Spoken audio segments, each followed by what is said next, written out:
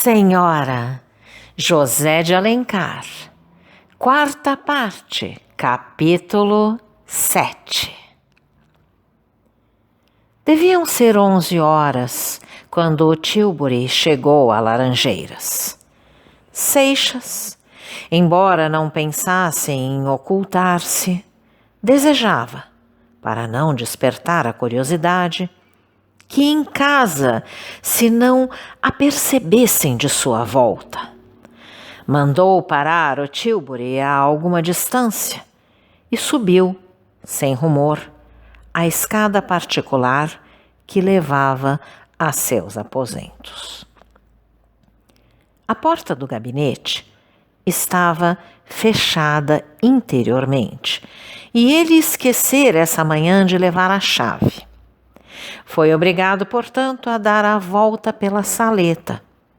Àquela hora, Aurélia e Dona Firmina costumavam estar no interior. Passaria sem que o vissem. Estranhou achar a porta da saleta cerrada, embora não fechada com o trinco. Supôs que, não estando presa ao rodapé pelo ferrolho, o vento a tivesse encostado. Empurrou-a devagar e entrou, para estacar na soleira, pálido e estupefado. No sofá, colocado ao longo da parede que lhe ficava à esquerda, viu Aurélia sentada e conversando de um modo animado e instante com Eduardo Abreu, que ocupava a cadeira próxima e tinha a cabeça baixa. Erguendo os olhos, sem animar-se a fitá-los na moça, deu o mancebo com o vulto transtornado de Seixas, em pé na porta, a encará-la, e levantou-se por um impulso irresistível. Foi então que Aurélia avistou o marido, cuja presença imprevista e semblante demudado a perturbaram, mas rápido, quase imperceptivelmente. Com a segurança que tinha de si, prontamente recobrou-se. "Pode entrar, Fernando", disse ela a sorrir. "Não quero perturbá-las", respondeu Seixas, desprendendo a custo a voz dos lábios secos.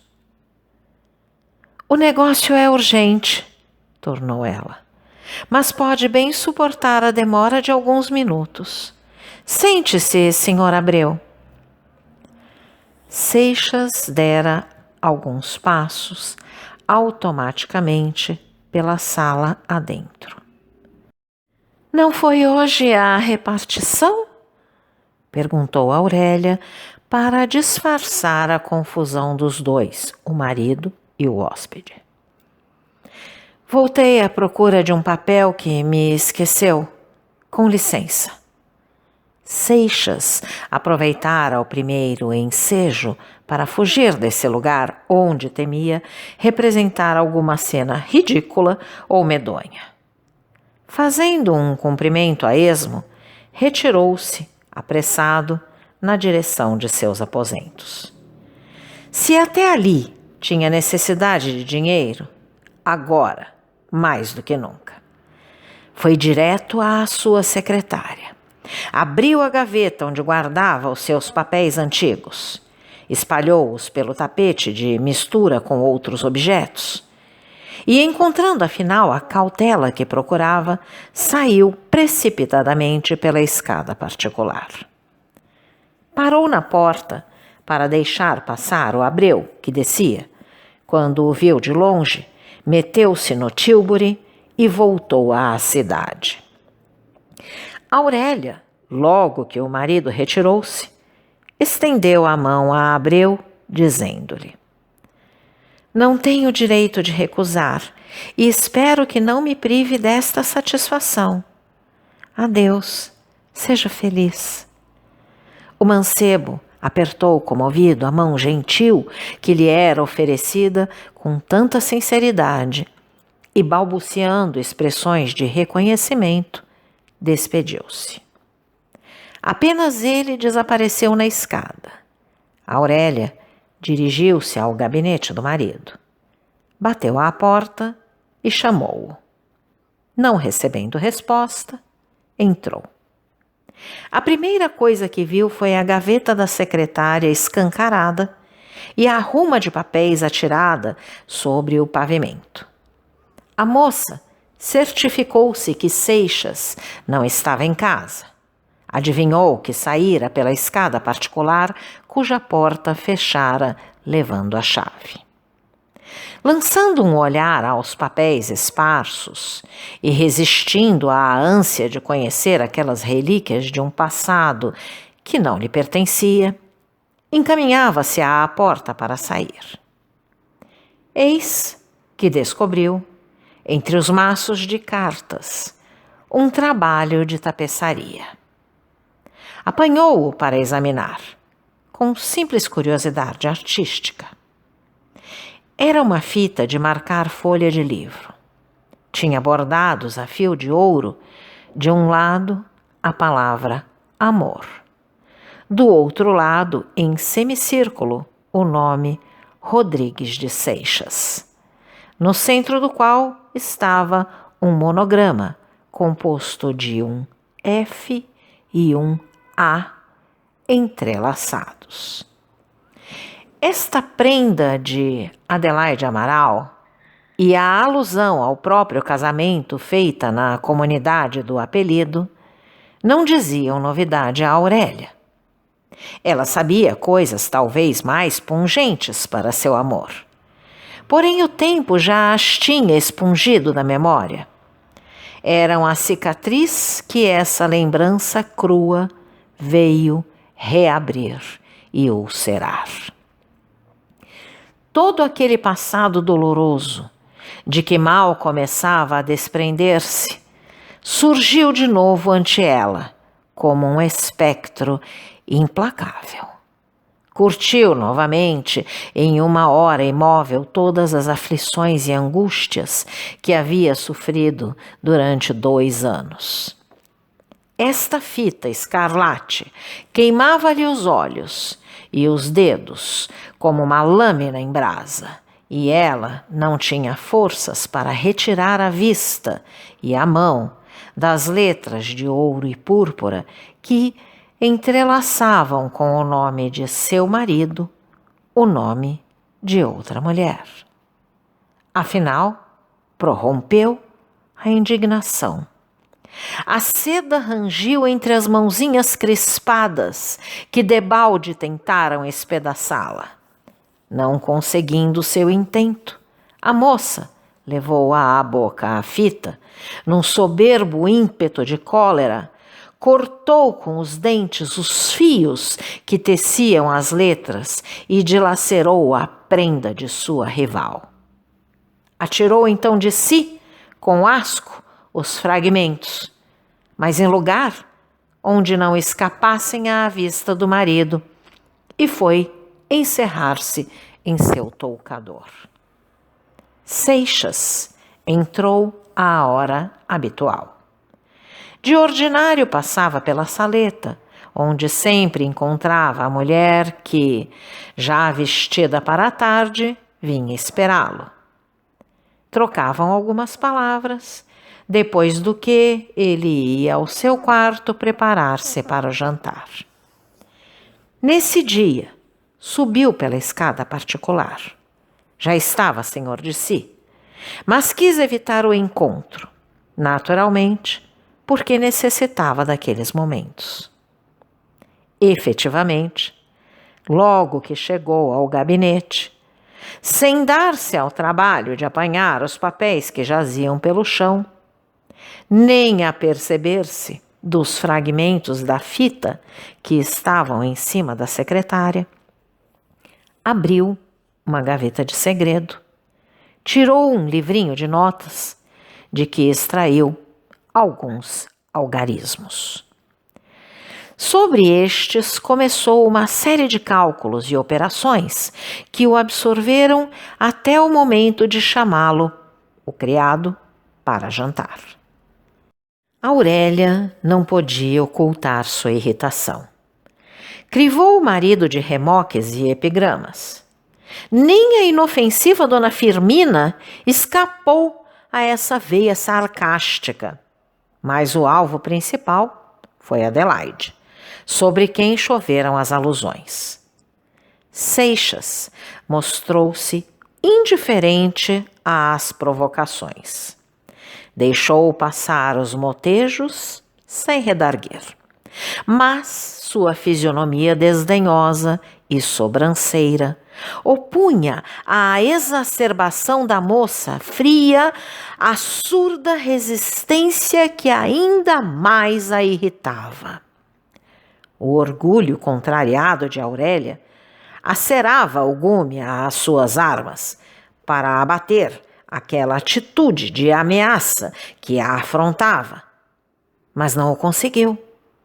As lutas constantes tinham acabado por aguerrir o caráter de Fernando e afinar-lhe a têmpera. Ao erguer-se da mesa, a moça lançou ao marido um olhar de desafio e foi esperá-lo ao jardim, ao lugar retirado, onde costumavam reunir-se de tarde para conversarem em mais liberdade. Fernando achou-a sentada em um banco rústico, na posição altiva e imperiosa de uma rainha que se prepara a ouvir as súplicas dos súditos prostrados às suas plantas. Descansava o braço direito sobre a copa enfolhada de um bogarim, cujas flores esmagava entre os dedos.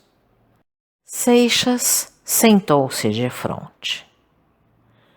Não tenho, e nunca tive, senhora, pretensão a seu amor. Seria uma rematada loucura e eu acho-me no uso frio e calmo de toda a minha razão para ver a barreira que nos separa.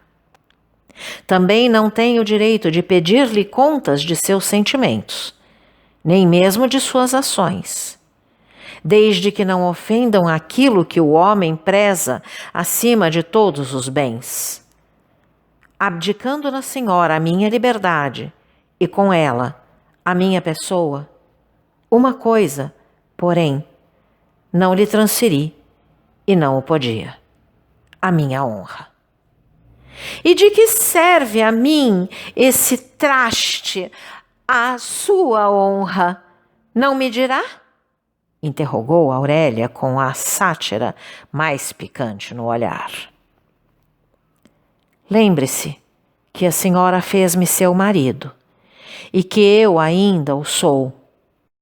Vendesse-lhe eu, embora esse título e as obrigações que a ele correspondem, a origem não importa.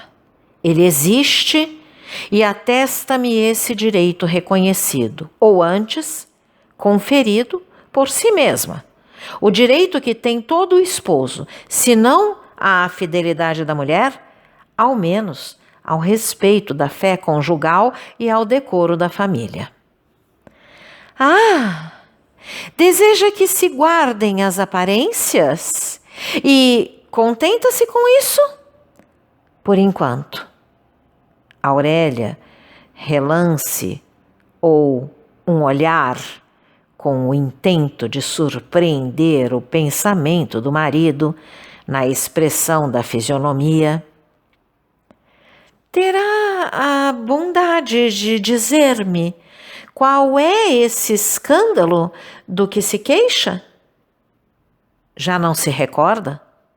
Acha muito naturais as liberdades que tem deixado tomar esse moço, o Eduardo Abreu?